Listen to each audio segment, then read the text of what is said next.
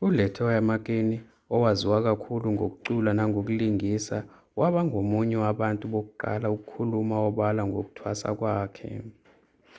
Akagcinanga lapho, kodwa ukhombise ukuthi kungenzeka ukuhlanganisa impilo yesimanje nomsebenzi wokwelapha. Kuphinde futhi kube nguzodwa wabantu, naye ungomunye wabantu abayihambile le ndlela yobungoma. UMasishaba Khumalo ungumethuli wezinhlelo zethelevishini kanye nomsakazo owaziwayo eNingizimu Afrika. Ungumfundi wezindaba kanti futhi wayengumkhulumeli woMnyango Wezemidlalo, Amasiko Nobuciko.